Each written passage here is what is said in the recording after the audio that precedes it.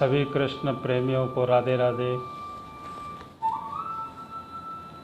सभी कृष्ण प्रेमियों को जय श्री कृष्ण, राधे राधे।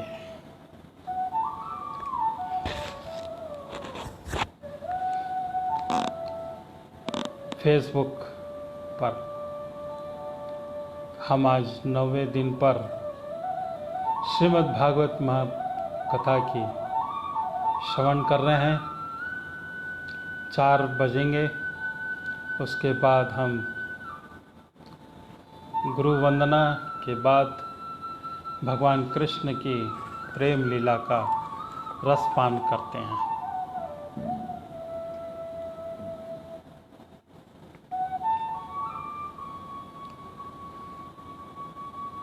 सभी कृष्ण प्रेमियों से निवेदन है कि आप अपने ग्रुप में शेयर करें, लाइक करें, शेयर करें और कमेंट्स करें जय श्री राधे, राधे राधे लिखकर। भगवान श्री कृष्ण की बड़ी असीम अनुकंपा है कि आज हम 9वें दिन श्रीमद् भागवत महाकथा की पुराण की हिंदी में वाचन कर रहे हैं।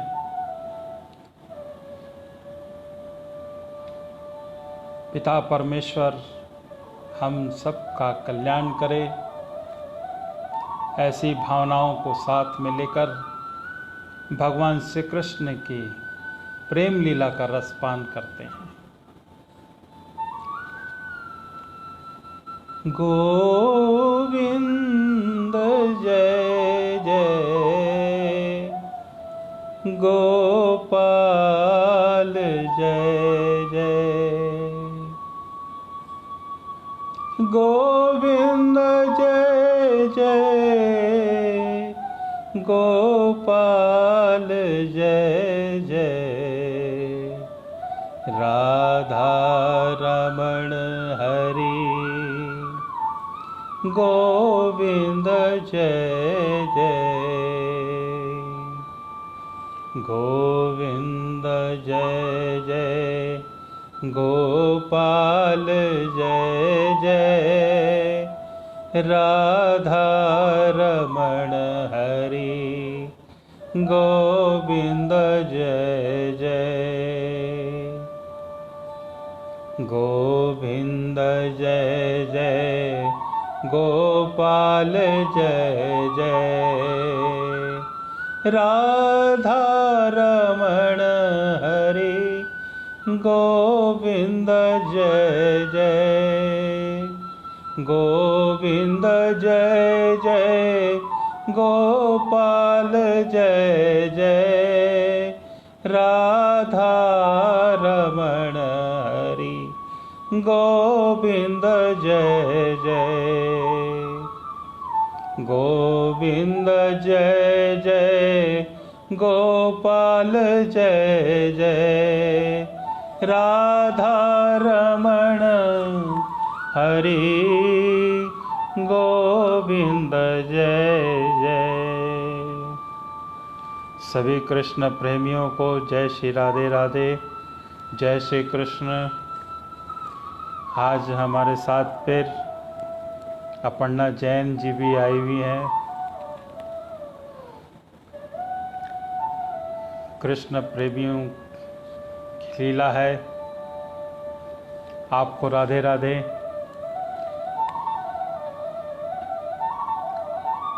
गोविंद जय जय, गोपाल जय जय, राधा रमण हरि गोविंद जय जय, गोविंद जय जय, गोपाल जय जय, राधा रमण हरि गोविंद जय जय। श्रीमद् भागवत महापुराण की कथा का श्रवण आज हम 9वें दिन पर कर रहे हैं। इस चैनल के माध्यम से हम आप सभी भक्त प्रेमियों का सादर अभिनंदन करते हैं और आप लोगों से एक निवेदन करते हैं कि आप अपने ग्रुप पर इस लाइक पेज को शेयर करें, कमेंट्स करें, क्योंकि यह पेज अब हम YouTube में भी डाल रहे हैं, तो आप जैसे भक्तजनों की संख्या अधिक से अधिक होनी चाहिए। इससे अधिक सुनने वाले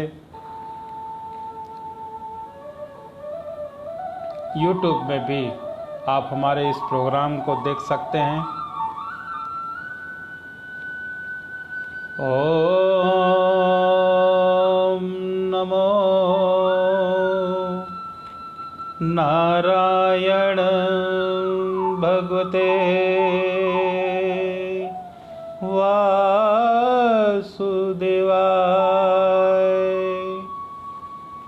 ओम नमो नारायण भगवते वासुदेवाय।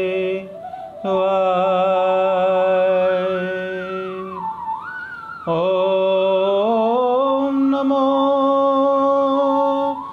भगवते वासुदेवाय।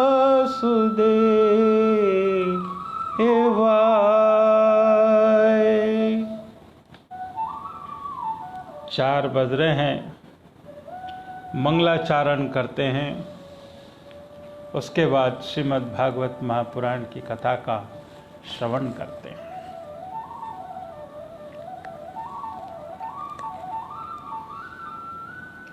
त्वमेव मातास्य पितास्य त्वमेव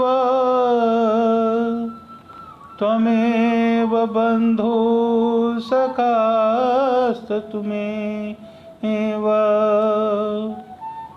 त्वमेव विद्या द्रविडं त्वमेव सर्वं मम देवाय।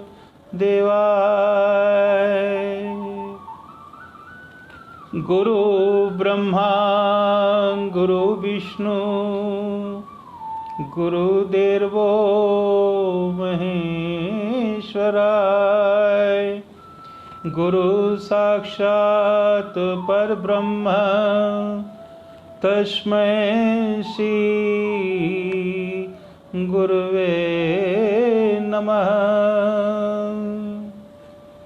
मंगलम भगवान विष्णु मंगलम गरुड़ध्वज मंगलम पुंडरीकाक्षाय मंगलाय तनोहरि।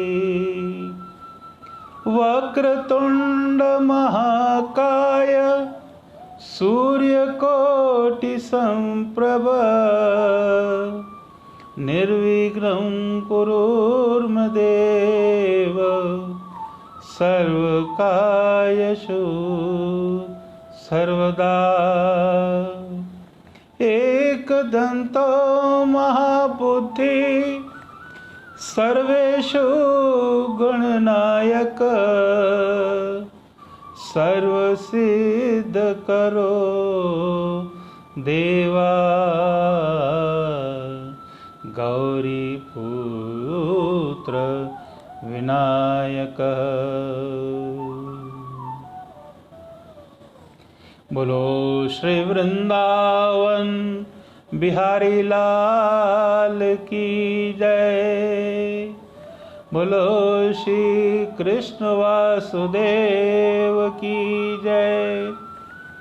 बोलो श्री राधे राधे।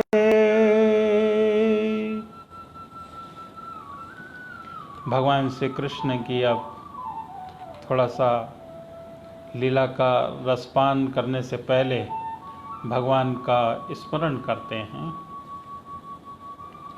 जय राधा माधव कुंज बिहारी, जय राधा माधव कुंज बिहारी कुंज बिहारी कुंज बिहारी जय राधा माधव कुंज बिहारी जय राधा माधव कुंज बिहारी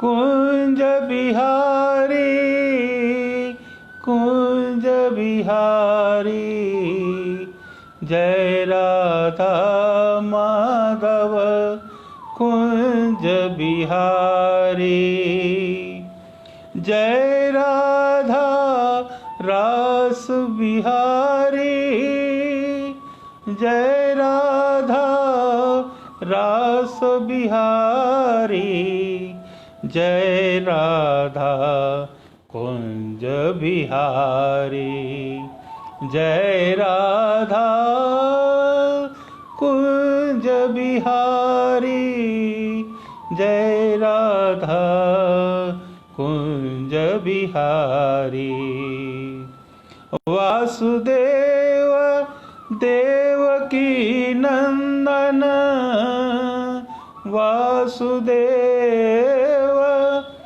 देवकी नंदन वृंदा विपिन बिहारी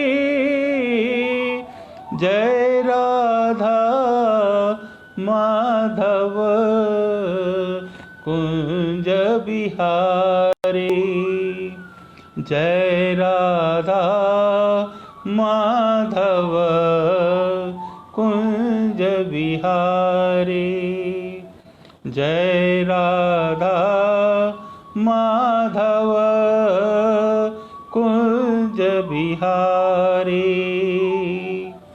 राधा मोहन हृदय विहारणी राधा मोहन हृदय विहारणी जय राधा माधव कुंज बिहारी जय राधा माधव कुंज बिहारी यमुना तीर बिहारी यमुना तीर बिहारी गोवर्धन गिरधारी जय राधा माधव कुंज बिहारी जय राधा माधव कुंज बिहारी वृंदावन संचारी वृंदावन संचारी गोपाल कृष्ण मुरारी गोपाल कृष्ण मुरारी जय राधा माधव कुंज बिहारी जय राधा माधव कुंज बिहारी मीराबाई मन बिहारी मीराबाई मन बिहारी मदन मोहन मुरली धारी मदन मोहन मुरली धारी जय राधा माधव कुंज बिहारी जय राधा माधव कुंज बिहारी जय राधा माधव कुंज बिहारी जय राधा राधा माधव कुंज बिहारी। बोलो श्री वृंदावन बिहारी लाल की जय।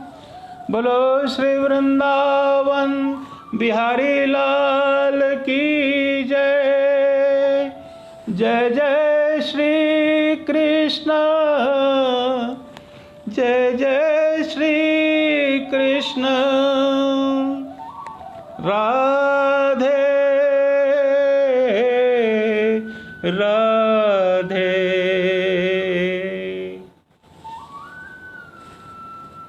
श्री कृष्ण भक्त प्रेमियों से निवेदन है कि अब हम श्रीमद् भागवत महापुराण की कथा का श्रवण कर रहे हैं। आज का श्रीमद् भागवत की कथा में प्रमुख रूप से कामनाओं के अनुसार विभिन्न देवताओं की उपासना होती है और श्रीमद् भागवत की प्राधान्य निरूपण क्या होता है वह अभी सुनते हैं। जय जय श्री राधे राधे।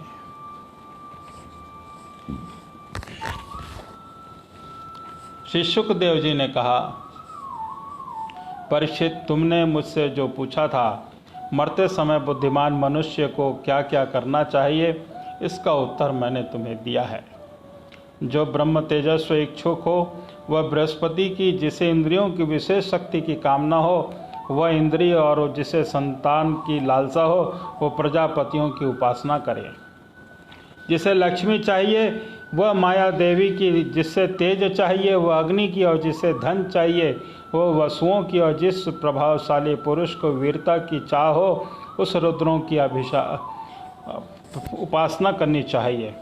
जिसे बहुत अन्न प्राप्त करना हो वह आदिति का, और जिसे स्वर्ग की कामना हो आदिति के पुत्र देवताओं का, और जिसे राज्य की अभिलाषा हो वह विश्व देवों का, और जो प्रजा का अपने अनुकूल बनाने की इच्छा रखो उसे साध्य देवताओं का आराधना करना चाहिए। आयु की इच्छा से, अश्वनी कुमारों का पुष्टि की इच्छा से, पृथ्वी का और प्रतिष्ठा की चाह को लोक माता और पृथ्वी आकाश का सेवन करना चाहिए। सौंदर्य की चाह से गंधर्वों की पत्नी प्राप्ति के लिए उर्वशी अप्सरा की, और सबका स्वामी बनने के लिए ब्रह्मा जी की आराधना करनी चाहिए। जिसे यश की इच्छा हो यज्ञ पुरुष की, जिसे खजाने की लालसा हो वह वरुण की, विद्या प्राप्त करने की आकांक्षा हो भगवान शंकर की, और पति पत्नी परस्पर प्रेम बनाए रखने के लिए पार्वती जी की उपासना करनी चाहिए। धर्म उपार्जन करने के लिए, विष्णु भगवान की वंश परंपरा की रक्षा के लिए, पितरों की बाधाओं से बचने के लिए, यक्षों और बलवान होने के लिए मृग ऋणों की आराधना करनी चाहिए। राज्य के लिए मनवंतरों के अधिपति देवों को, अविचार के लिए निर्वस भोगों के लिए चंद्रमा को, और निष्कात्मा प्राप्त करने के लिए परम पुरुष नारायण को भजना चाहिए।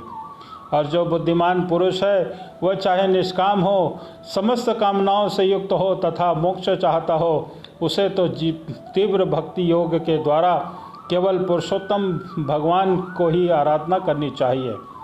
जितने भी उपासक हैं उनका सबसे बड़ा हित इसी में है कि वे भगवान के प्रेमी भक्तों का संग करके भगवान में अविचल प्रेम प्राप्त कर ले। ऐसे पुरुषों के सत्संग में जो भगवान की लीला कथाएं होती है उनसे पास दुर्लभ ज्ञान की प्राप्ति होती है, जिससे संसार सागर के त्रिगुणमणि तरंगमालाओं के थपेड़े शांत हो जाते हैं। हृदय शुद्ध होकर आनंद का अनुभव होने लगता है। इंद्रियों के विशक्तियों में आसक्ति नहीं होती। कैवल्य मोक्ष का सर्वसम्मत मार्ग भक्ति योग प्रबल हो जाता है। भगवान की ऐसी रसमयी कथाओं का चस्का लग जाने पर भला ऐसा कौन होता है जो उनसे प्रेम न करे। शौनक जी ने कहा कि सूत जी, राजा परीक्षित ने शुक्रदेव जी की यह बात सुनकर उनसे क्या पूछा है। वे तो सर्वस्व होने के साथ ही साथ मधुर वर्णन करने में बड़े निपुण थे। सूत जी, आप तो सब कुछ जानते हैं, हम लोग उनकी यह बात बड़े प्रेम से सुनना चाहते हैं। आप कृपा करके मुझसे अवश्य सुनाइए, क्योंकि संतों की सभा में ऐसी बातें होती हैं जिसका वसान भगवान की रसमय लीला कथा में ही होता है। पांडुनंदन महारथी राजा परीक्षित बड़े भक्तवत्सल थे। बाल्यावस्था में खिलौनों से खेलते समय वे श्री कृष्ण लीला का ही रस लेते थे। भगवत शुकदेव जी भी जन्म से ही भगवत परायण थे और ऐसे संतों में सत्संग में भगवान के मंगलमय गुणों की दिव्य चर्चा अवश्य हुई होगी। जिसका समय भगवान श्री कृष्ण के गुणों का गान अथवा श्रवण में व्यतीत हो रहा है, उसके अतिरिक्त सभी मनुष्यों की आयु व्यर्थ की जाती है। वे भगवान सूर्य प्रतिदिन अपने उदय और अस्त से उनकी आयु छीनते जा रहे हैं। क्या वृक्ष कहीं जीते नहीं? क्या लुहार की धौंसनी सांस नहीं लेती? गांव के अन्य पालतू पशु क्या मनुष्य पशु की तरह खाते पीते या मैथुन नहीं करते? जिसके कान में भगवान श्री कृष्ण की लीला कथा कभी नहीं पड़ी, वह नर पशु कुत्ते ग्राम सुकर ऊँट और गधे से भी गया बीता होता है। सूत जी, जो मनुष्य भगवान श्री कृष्ण की कथा कभी नहीं सुनता, जिसके कान बिल के समान हैं, जो जीभ भगवान की लीलाओं का गायन नहीं करती, वह मेंढक भी जीव के समान टर टर करने वाली है, उसका न तो ही रहना अच्छा है। जो सिर कभी भगवान श्री कृष्ण के चरणों में झुकता नहीं, वह रेशमी वस्त्र से सुसज्जित और मुकुट से युक्त होने पर भी बोझा मात्र है। जो हाथ भगवान की सेवा पूजा नहीं करते, वह सोने के कंगन से विभूषित होने के बाद भी मुर्दे के हाथ हैं। जो आंखें भगवान की याद दिलाने वाली मूर्ति, तीर्थ, नदी आदि का दर्शन नहीं करती, वे मोरों के पांख के बने हुए आँखों के चिन्ह के समान निरर्थक होते हैं। मनुष्यों के वे पैर चलने की शक्ति रखने पर भी न चलने वाले पेड़ों जैसे ही हैं, जो भगवान की लीला का स्वाली यात्रा नहीं करते। जिस मनुष्य के भगवत प्रेमी संतों के चरणों का धूल कभी सिर पर नहीं चढ़ती, वह जीता हुआ मुर्दा है। जिस समय ने मनुष्य भगवान के चरणों पर चढ़ी हुई तुलसी सुगंध लेकर उनकी सराहना नहीं की, वह श्वास लेता हुआ श्वास रहित शव है। सूत जी, वह हृदय नहीं लोहा है, जो भगवान के मंगलमय नामों का श्रवण कीर्तन करने पर भी पिघलकर उन्हीं की ओर बह नहीं जाता। जिस पर हृदय पिघल जाता है, उस समय नेत्रों में आंसू छलकने लगते हैं और शरीर रोम रोम खिल उठता है। प्रिय सूत जी, आपकी वाणी हमारे हृदय को मधुरता से भर देती है। इसलिए परम भगवान भक्त आत्मविद्या विशारद शुकदेव जी ने परीक्षित के सुंदर प्रश्न करने पर जो कुछ कहा, वह आप कृपा करके हम लोगों को सुनाइए। बोलो श्रीमद् भागवत महापुराण की जय। सूत जी कहते हैं कि शुकदेव जी वचन भगवत तत्व का निश्चय कराने वाले उत्तरानंदन राजा परीक्षित ने उन्हें वचन सुनकर अपनी बुद्धि, विद्या और भगवान श्री कृष्ण के चरणों में अनन्य भक्त समर्पित कर दी। शरीर, पत्नी, पुत्र, महल, पशु, धन, भाई, बंधु और निष्कटंक राज्य के नित्य के अभ्यास के कारण उनकी दृढ़ ममता हो गई थी। एक क्षण में ही उन्होंने उस ममता का त्याग कर दिया। शौनकादि ऋषियों, महान मनस्वी परीक्षित ने अपनी मृत्यु का निश्चित समय जान लिया था, इसलिए उन्होंने धर्म, अर्थ और काम के संबंध में रखने वाले जितने भी कर्म थे, उनका संन्यास कर दिया। इसके बाद भगवान श्री कृष्ण के सुदृढ़ आत्मभाव को प्राप्त होकर बड़ी श्रद्धा से भगवान श्री कृष्ण की महिमा सुनने के लिए उन्होंने शुकदेव जी से यही प्रश्न किया था जिसे आप लोग मुझसे पूछ रहे हैं। परीक्षित ने पूछा कि भगवत स्वरूप मुनिवर, आप परम पवित्र और सर्वस्व हैं। आपने जो कुछ कहा है वह सत्य और उचित है। आप ज्यों ज्यों भगवान की कथा कहते जा रहे हैं, त्यों त्यों मेरे अज्ञान का पर्दा फटता जा रहा है। मैं आपसे फिर भी यह जानना चाहता हूं कि भगवान अपनी माया से संसार की सृष्टि कैसे करते हैं। इस संसार की रचना तो इतनी रहस्यमयी है कि ब्रह्मादि समर्थ लोकपाल भी इसके समझने में भूल कर बैठते हैं। भगवान कैसे इस विश्व की रक्षा फिर संहार करते हैं। अनंत शक्ति परमात्मा किन किन शक्तियों का आश्रय लेकर अपने आप को ही खिलौने बनाकर खेलते हैं। वे बच्चों के बनाए हुए घरौंदों की तरह ब्रह्मांडों को कैसे बनाते हैं और फिर किस प्रकार किस बात की मिटा देते हैं। भगवान श्री हरि की लीलाएं बड़ी ही अद्भुत और अनिश्चित हैं। इसमें संदेह नहीं कि बड़े बड़े विद्वानों के लिए उनकी लीला का रहस्य समझना अत्यंत कठिन प्रतीत होता है। भगवान तो अकेले ही हैं। वे बहुत से कर्म करने के लिए पुरुष रूप से प्रकृति के विभिन्न गुणों को एक साथ धारण करते हैं अथवा अनेकों अवतार ग्रहण करके उन्हें क्रमशः धारण करते हैं। मुनिवर, आप वेद ब्रह्म तत्व दोनों के पूर्ण मर्मज्ञ हैं, इसलिए मेरे संदेह का निवारण कीजिए। सूत जी कहते हैं, जब राजा परीक्षित ने भगवान के गुणों का वर्णन करने के लिए उनसे इस प्रकार का प्रार्थना की, तब शुकदेव जी ने भगवान श्री कृष्ण का बार बार स्मरण करके अपना प्रवचन प्रारंभ कर दिया। शुकदेव जी ने कहा कि उस पुरुषोत्तम भगवान के चरण कमल मेरी कोटि कोटि प्रणाम है, जो संसार की उत्पत्ति स्थिति प्रलय की लीला करने के लिए सत्व रज और तमोगुण रूप में तीनों शक्तियों को स्वीकार कर ब्रह्मा विष्णु और शंकर का रूप धारण करते हैं, जो समस्त चर अचर प्राणियों के हृदय में अंतर्यामी रूप से विराजमान है, जिनका स्वरूप उनकी उपलब्धि का मार्ग बुद्धि के विषय नहीं है, जो स्वयं अनंत हैं तथा जिनकी महिमा भी अनंत होता है। हम पुनः बार बार उनके चरण कमलों को नमस्कार करते हैं, जो सत्पुरुषों का दुख मिटाकर अपने प्रेम का दान करते हैं, दुष्टों की सांसारिक बढ़ती रोककर उन्हें मुक्ति देते हैं तथा जो लोग परमहंस आश्रम में स्थित हैं उन्हें उनकी अभिष्ट वस्तु का दान करते हैं। क्योंकि चर अचर समस्त प्राणी उन्हीं की मूर्ति है, इसलिए किसी से भी उनका पक्षाघात नहीं है। जो बड़े ही भक्त वत्सल हैं और हठपूर्वक भक्तिहीन हैं, साधन करने वाले जो लोग उन जिनकी छाया भी नहीं छू सकते, जिनके समान भी किसी का ऐश्वर्य नहीं होता है, फिर भी उससे अधिक तो हो ही कैसे सकता है, तथा ऐश्वर्य से उक्त होकर जो निरंतर ब्रह्म स्वरूप अपने धाम में विहार करते हैं, उस भगवान श्री कृष्ण को मैं बार बार नमस्कार करता हूँ, जिनका कीर्तन स्मरण दर्शन वंदन श्रवण और पूजन जीवों के पापों को तत्काल नष्ट कर देता है। उन पुण्य कीर्ति भगवान श्री कृष्ण को बार बार नमस्कार है। विवेकी पुरुष जिनके चरण कमलों की शरण लेकर अपने हृदय से इस लोक और परलोक की आसक्ति निकाल डालते हैं और बिना किसी परिश्रम की ब्रह्म पद को प्राप्त कर लेते हैं, और मंगलमय कीर्ति वाले भगवान श्री कृष्ण को अनेकों बार बार नमस्कार है।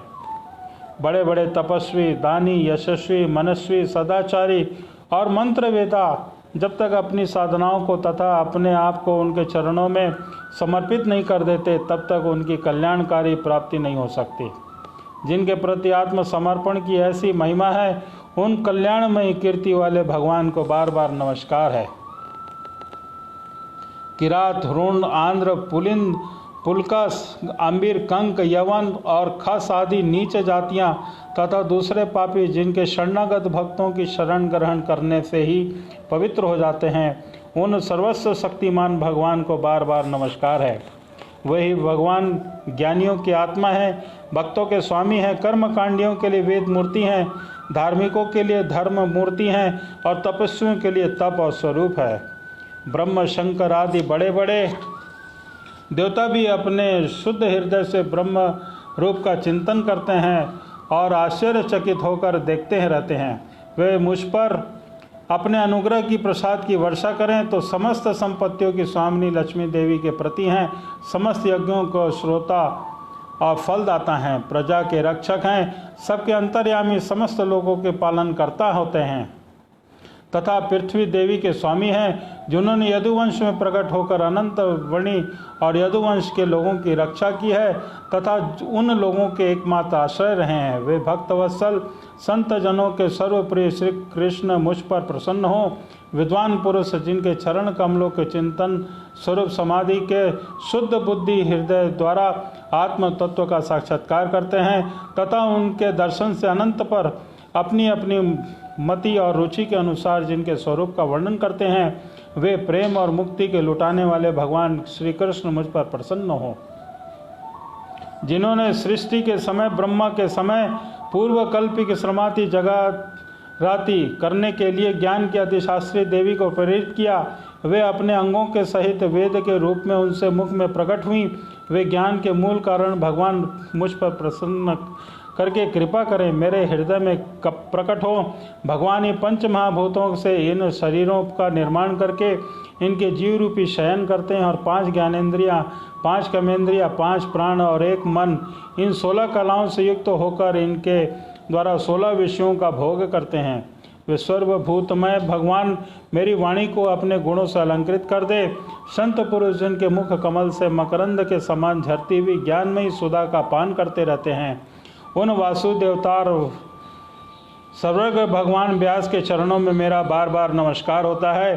परीक्षित, वेद गर्भ स्वयंभू ब्रह्मा ने नारद के प्रश्न करने पर यही बात कही थी जिसका स्वयं भगवान नारायण ने उन्हें उपदेश किया था। यही मैं तुमसे कह रहा हूँ। बोलो श्री वृंदावन बिहारी लाल की जय। नारद जी ने पूछा, पिताजी आप केवल मेरे पिता ही नहीं, सबके पिता, समस्त देवताओं से श्रेष्ठ एवं सृष्टि करता हैं। आपको मेरा प्रणाम है। आप मुझे वह ज्ञान दीजिए जिससे आत्म तत्व का साक्षात्कार हो जाता है। पिताजी इस संसार का क्या लक्षण है, इसका क्या आधार है, इसका निर्माण किसने किया, इसका प्रलय किसमें होता है और किसके अधीन है, और वास्तव में यह क्या है, क्या वस्तु है, आप इसका तत्व बतलाइए। आपको तो ये सब कुछ जानते हैं, क्योंकि जो कुछ हुआ है, हो रहा है या होगा, उसके स्वामी आप ही हैं। यह सारा संसार हथेली पर रखे हुए आंवले के समान आपकी ज्ञान दृष्टि के अंतर्गत ही है। पिताजी आपको यह कहाँ से मिला, अतः आप किसके आधार पर ठहरे हुए हैं, आपका स्वामी कौन है और आपका स्वरूप क्या है। आप अकेले ही अपनी माया से पंचभूतों के द्वारा प्राणियों की सृष्टि कर लेते हैं। कितना अद्भुत है। जैसे मकड़ी अनायास ही अपने मुख से जाला निकलकर उसमें खेलने लगती है, वैसे ही आप अपने शक्ति के आश्रय से जीवों को अपनों में ही उत्पन्न करते हैं और फिर उसमें आप में ही कोई विकार नहीं होता। जगत के नाम, रूप और गुणों से जो कुछ जाना जाता है, उसमें ऐसी कोई सत, असत, उत्तम, मध्यम, अधम वस्तु नहीं देखता जो आपके सिवा किसी और में उत्पन्न हुई हो। इस प्रकार सबके ईश्वर होकर भी आपने एकाग्र चित्त से घोर तपस्या की है। इस बात से मुझे मोह में साथ साथ बहुत ही बड़ी शंका हो रही है कि आपसे बड़ा कोई है क्या। पिताजी आप सर्वज्ञ सर्वेश्वर हैं। जो कुछ पूछ रहा हूँ आप सब कृपा करके मुझे इस प्रकार बतलाइए जिससे मैं आपके उपदेश को ठीक ठीक समझ सकूँ। ब्रह्मा जी ने कहा कि बेटा नारद, तुमने जीवों के प्रति करुणा से भाव भरकर यह बहुत अच्छा ही प्रश्न किया है, क्योंकि इससे भगवान के गुणों का वर्णन करने की प्रेरणा मुझे प्राप्त हुई है। तुमने मेरे विषय में जो कुछ कहा है तुम्हारा वह कथन सत्य नहीं है, क्योंकि जब तक मुझसे परे का तत्व जो स्वयं भगवान ही है जान नहीं दिया जाता, तब तक मेरा ही ऐसा प्रतीत होता है। जैसे सूर्य, अग्नि, चंद्रमा, ग्रह, नक्षत्र और तारे उन्हीं के प्रकाश से प्रकाशित होकर जगत में प्रकाश फैलाते हैं, वैसे ही मैं भी उन्हीं की स्वयं प्रकाश भगवान के चिन्मय प्रकाश से प्रकाशित होकर संसार को प्रकाशित कर रहा हूँ। उन भगवान वासुदेव को मैं वंदन करता हूँ और ध्यान भी, जिसके दुर्जय माया से मोहित होकर लोग मुझे जगत गुरु कहते हैं। यह माया तो उनकी आंख के सामने ठहरती नहीं, झेप कर दूर से भाग जाती है, परंतु संसार के अज्ञानी जन उसी से मोहित होकर उस मैं हूँ, यह मेरा है, इस प्रकार बकते रहते हैं। भगवत स्वरूप नारद, द्रव्य, कर्म, काल, स्वभाव और जीव वास्तव में भगवान के भिन्न दूसरी कोई वस्तु नहीं होती है। वेद नारायण के पारायण हैं, देवता भी नारायण के ही अंगों पे कल्पित हुए हैं। समस्त यज्ञ और नारायण की प्रसन्नता के लिए है, तथा जिन लोगों की प्राप्ति होती है वे भी नारायण में ही कल्पित हैं। सब प्रकार के योग भी नारायण के ही प्राप्ति के ही हेतु हैं। सारी तपस्याएं नारायण की ओर से ही ले जाने वाली हैं। ज्ञान के द्वारा ही नारायण ही जाने जाते हैं। समस्त साध्य साधनों तथा पर्यवसान भगवान नारायण में ही हैं। वे तृष्णा होने पर भी ईश्वर हैं, स्वामी हैं, निर्विकार होने पर भी सर्वस्व स्वरूप हैं। उन्होंने ही मुझे बनाया है और इनकी दृष्टि से प्रेरित होकर मैं इनकी इच्छा अनुसार सृष्टि रचना करता हूँ। भगवान माया के गुणों से रहित अनंत हैं। सृष्टि, स्थिति और प्रलय के लिए रजोगुण, सत्वगुण, तमोगुण, ये तीन गुण माया के द्वारा इन्हें स्वीकार किए जाते हैं। ये तीनों गुण द्रव्य, ज्ञान और क्रिया का आश्रय लेकर मायातीत नित्य मुक्त पुरुष को ही माया में स्थित होने पर कार्य, कारण और कर्तापन के अभिमान से बांध लेते हैं। नारद, इंद्रियातीत भगवान गुणों की इन तीनों अवतरणों में अपने स्वरूप की भली भांति ढक लेते हैं, इसलिए इनका जान नहीं जाते। सारे संसार और लोग मेरे एकमात्र स्वामी वही हैं। मायापति भगवान ने एक से बहुत होने पर, इच्छा होने पर अपनी माया के से उन्होंने स्वरूप में स्वयं प्राप्त काल कर्म स्वभाव को स्वीकार कर लिया। भगवान की शक्ति में ही काल ने तीनों गुणों में क्षोभ उत्पन्न कर दिया, स्वभाव से उन्हें रूपांतरित कर दिया और कर्म से महत्वहीन को जन्म दिया। रजोगुण सत्वगुण की बुद्धि होने पर महत्त्व का विकार हुआ, उससे ज्ञान क्रिया द्रव्य तम प्रधान विकार हुआ, वह अहंकार कहलाया और विकार को प्राप्त होकर तीन प्रकार का हो गया। वे भेद हैं वैकारी, तेजस और तामस। साधन वे क्रमशः ज्ञान शक्ति, क्रिया शक्ति और द्रव्य शक्ति प्रधान है। जब पंच महाभूतों के कारण स्वरूप तामस अहंकार में विकार हुआ, तब उन्होंने आकाश की उत्पत्ति हुई। आकाश की तमन्ना और गुण शब्द है। इस शब्द के द्वारा ही दृष्टा दृश्य का बोध होता है। जब आकाश में विकार हुआ, तब उसी वायु की उत्पत्ति हुई, उसका गुण स्पर्श है। अपने कारण गुण आ जाने पर यह शब्द वाला भी है। इंद्रियों की स्फूर्ति शरीर में, जीव शक्ति, ओज और बल इसी में है। काल कर्म स्वभाव से वायु में भी विकार हुआ, उसमें तेजस की उत्पत्ति हुई, इसका प्रधान गुण है। इसके साथ ही कारण आकाश वायु के शब्द गुण स्पर्श इनमें हैं। तेजस के विकार से जल की उत्पत्ति हुई, इसका गुण रस है। कारण तत्व के शब्द स्पर्श और रूप इसमें है। जल के विकार पृथ्वी की उत्पत्ति हुई, इसका गुण है गंध है। कारण के गुण कार्य आ जाते हैं। इस न्याय से शब्द स्पर्श रूप और रस ये चारों गुण भी इसमें विद्यमान होते हैं। वैकारित अहंकार के मन से इंद्रियों के 10 अधिशास्त्र देवताओं की उत्पत्ति हुई। अनेकों नाम हैं। दिशा, वायु, सूर्य, वरुण, अश्वनी कुमार, अग्नि, इंद्र, विष्णु, मित्र, प्रजापति। तेजस अहंकार के विकार से श्रोत, त्वचा, नेत्र, जिह्वा और घ्राण ये 5 ज्ञानेंद्रियां एवं वाक, हस्त, पाद, गुदा और जनेन्द्रियां या 5 कर्मेंद्रियां उत्पन्न हुई। साथ ही ज्ञान शक्ति रूप बुद्धि और वा क्रिया शक्ति रूप प्राण भी तेजस अहंकार से उत्पन्न हुए हैं। तेजस श्रेष्ठ ब्रह्माविद जिस समय वे पंचभूत इंद्रियां, मन, सत्व और 3 गुण परस्पर संगठित नहीं थे, तब इनके रहने के लिए भोग साधन स्वरूप शरीर की रचना नहीं कर सके, तब भगवान ने इन्हें अपनी शक्ति से प्रेरित किया। तब ये तत्व परस्पर एक दूसरे के साथ मिल गए और उन्हें आपस में कार्य कारण भाव स्वीकार करके अविष्ट समिष्टि रूप पिंड और ब्रह्मांड दोनों की रचना की।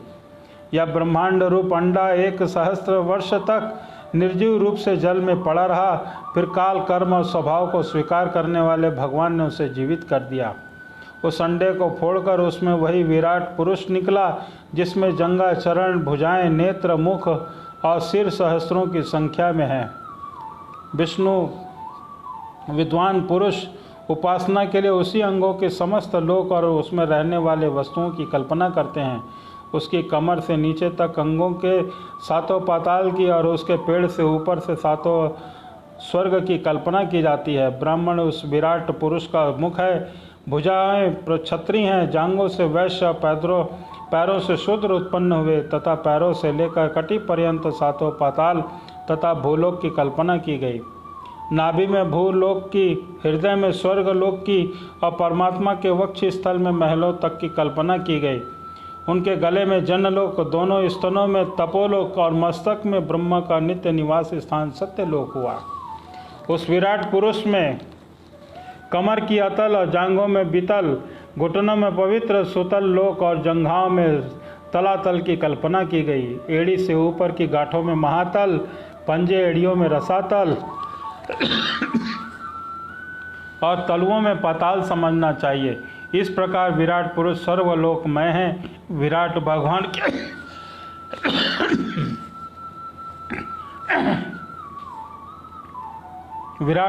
भगवान के अंगों में इस प्रकार के लोकों की कल्पना की जाती है। उनके चरणों में पृथ्वी, नाभि से भूलोक और सिर में स्वर्गलोक है। बोलो श्री वृंदावन बिहारी लाल की जय। गोविंद जय जय गोपाल जय जय। गोविंद जय जय गोपाल जय जय। राधा रमण हरि गोविंद जय जय गोविंद जय जय गोपाल जय जय। राधा रमण हरि गोविंद जय जय गोविंद जय जय गोपाल जय जय। राधा रमण हरि गोविंद जय जय। बोलो श्री वृंदावन बिहारी लाल की जय। जय जय श्री कृष्ण जय जय श्री राधे राधे।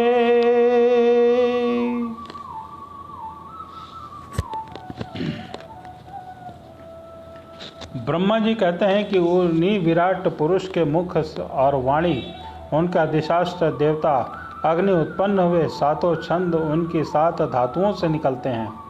मनुष्यों, पितरों, देवताओं के भोजन करने योग्य अमृतमय अन्न, सब प्रकार के रस, रसेंद्रिय और उनके अधिशास्त्र अधिकृत देवता वरुण विराट पुरुष जिसकी जीवा से उत्पन्न हुए, उनके नासा छिद्रों से प्राण, अपान, व्यान, उदान और समान, ये पांचों प्राण वायु तथा घानेन्द्रियों से अश्वनी कुमार समस्त औषधियों तथा साधारण तथा विशेष गंध उत्पन्न हुए हैं। उनके नितेंद्रिय रूप में तेजस की तथा नेत्र गोलक स्वर्ग और सूर्य की जन्म भूमि है। समस्त दिशाएं पवित्र करने वाले तीर्थ कानों से तथा आकाश शब्द त्रिनेत्र निकले हैं। उनका शरीर संसार के सभी वस्तुओं के सार भाग और सौंदर्य का खजाना है। सारे यज्ञ स्पर्श वायु उनकी त्वचा से निकले हैं। उनके रोम सभी उद्विज पदार्थों के जन्म स्थान है तथा केवल उन्हीं के जिनके रज संपन्न होते हैं। उनके केश, दाढ़ी, मूछ और नखों से मेघ, बिजली, शिला और लोहा आदि धातुएं, भुजाओं से प्रायः संसार की रक्षा करने वाले लोकपाल प्रकट हुए हैं। उनका चलना फिरना भू स्वः स्वः तीनों लोकों का आश्रय है, जिनके चरण कमल प्राप्त की रक्षा करते हैं और भयों को भगा देते हैं तथा समस्त कामनाओं की पूर्ति उन्हीं से होती है। विराट पुरुष का लिंग जल, वीर्य, सृष्टि, मेघ और प्रजापति का आधार है तथा उनकी जनेन्द्रिय मिथुन जनित आनंद का उद्गम है। नारद जी विराट पुरुष की पायु इंद्रियां यम, मित्र, मल त्याग का तथा गुदाद्वार, हिंसा, निर्चय, मृत्यु, नरक का उत्पत्ति स्थान है। उनकी पीठ से पराजय, अधर्म, ज्ञान, अज्ञान, नाड़ियों से नदी और हड्डियों से पवित्र पर्वतों का निर्माण हुआ। उनके उदर में मूल प्रकृति रस नाम की धातु तथा समुद्र समस्त प्राणी उनकी मृत्यु समाई हुई है। उनके हृदय में मन ही मन जन्मभूमि है। नारद, हम, तुम, धर्म, सनकादि, शंकर, विज्ञान, अंतर्ग्रहण सब के सब उनके चित्त आश्रित हैं।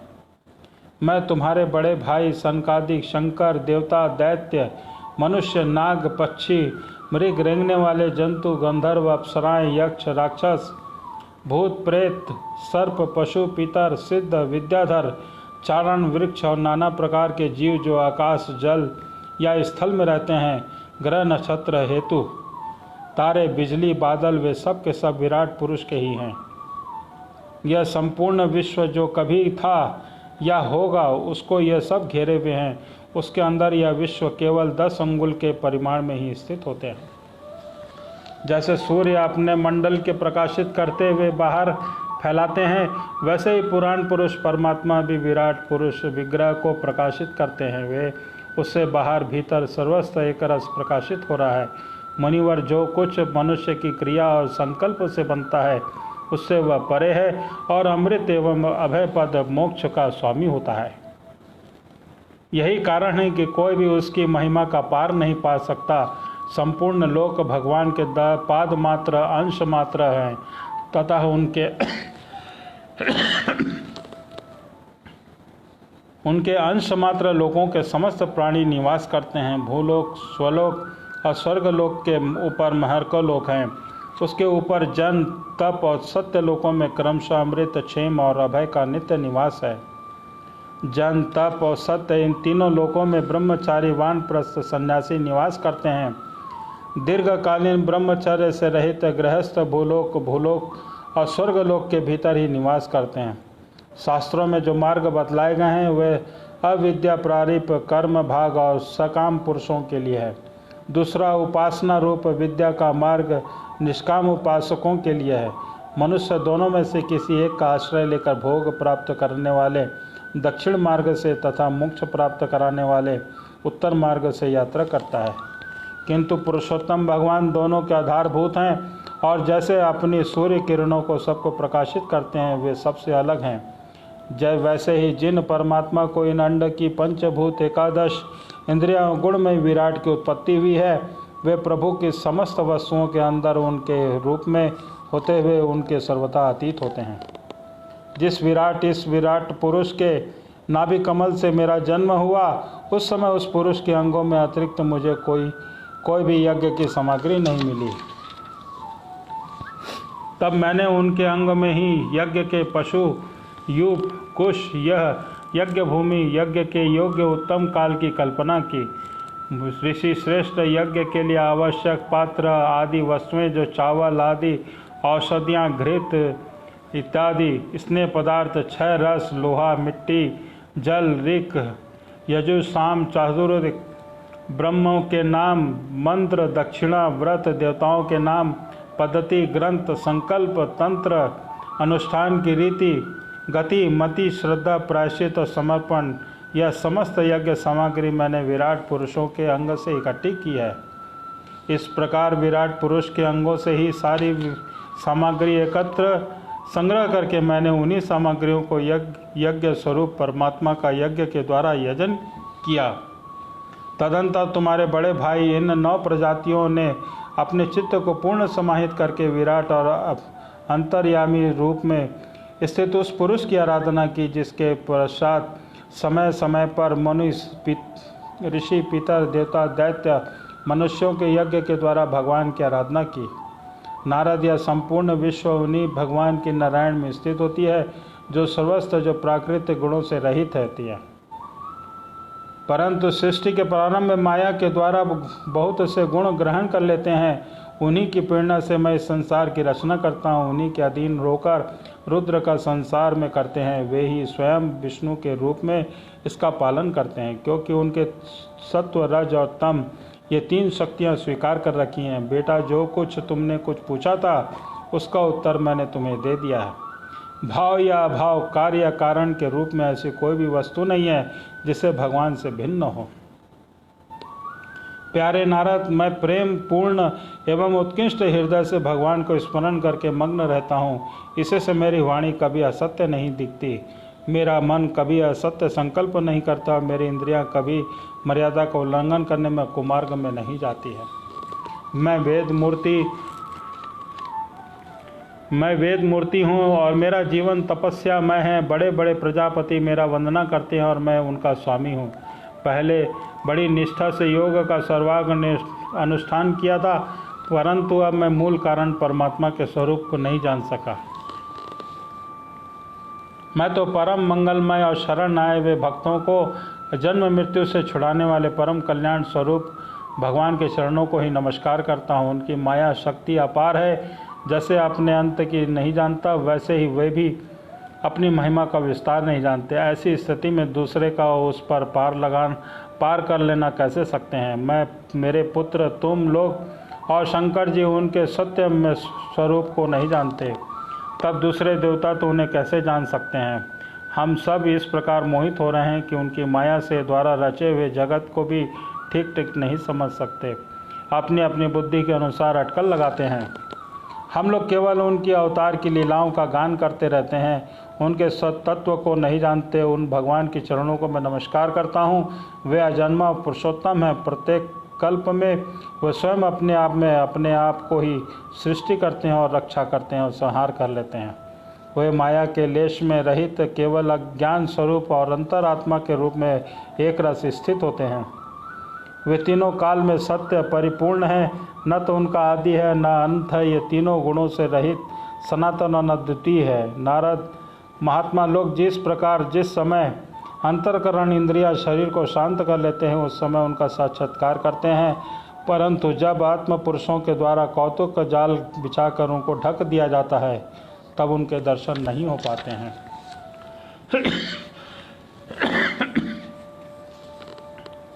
परमात्मा का जब पहला अवतार विराट पुरुष है, उसके सिवा काल, स्वभाव, कार्य, कारण, मन, पंचभूत, अहंकार, तीनों गुण, इंद्रियां, ब्रह्मांड, शरीर, उनका अभिमानी स्थावर एवं जंगम जीव सब के सब अंतर्भूत भगवान के ही रूप हैं।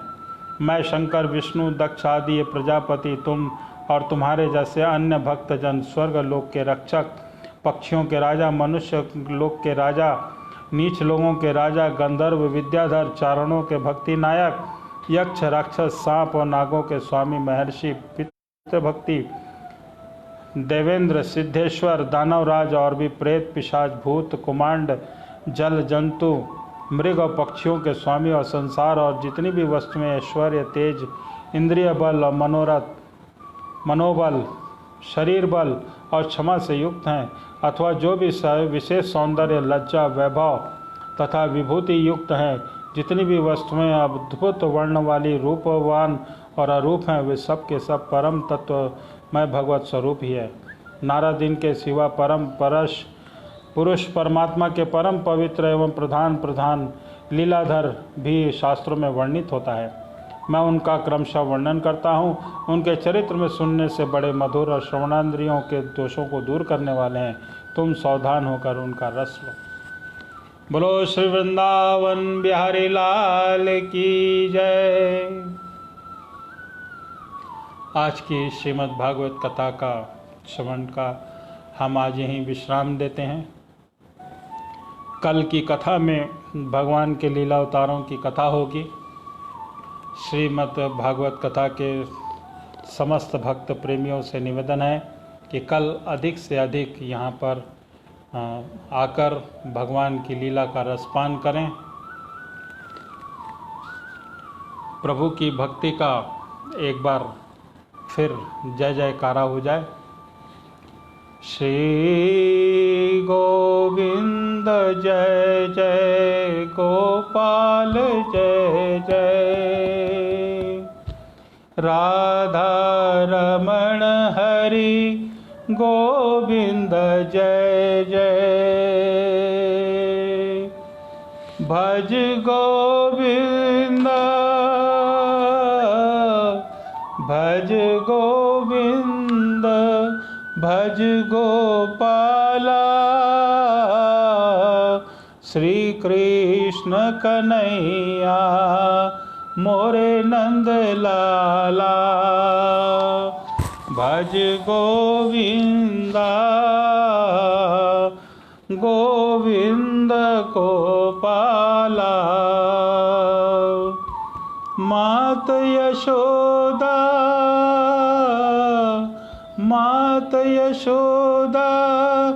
दहिया बिलोए, माखन खवैया मोरे नंद लाला,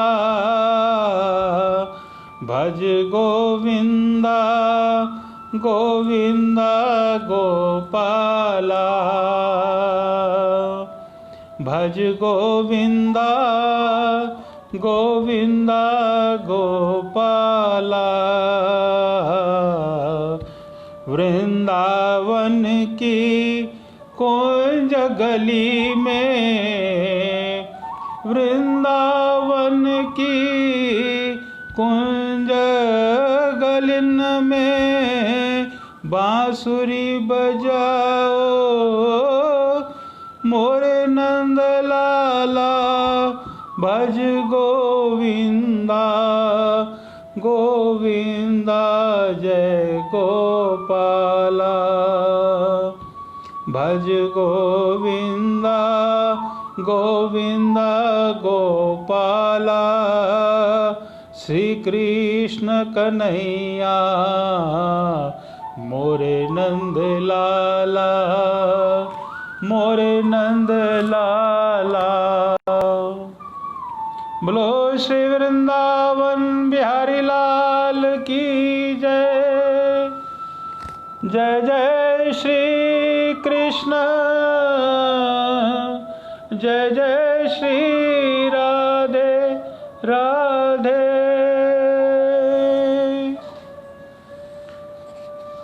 बोलिए श्रीमद् भागवत महापुराण की जय।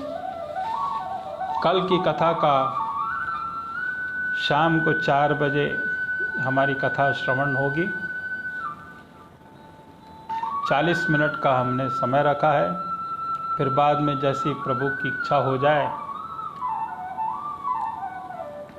कल आप सभी कृष्ण प्रेमियों से निवेदन है कि समय पर फेसबुक लाइव पर जरूर आ जाएं।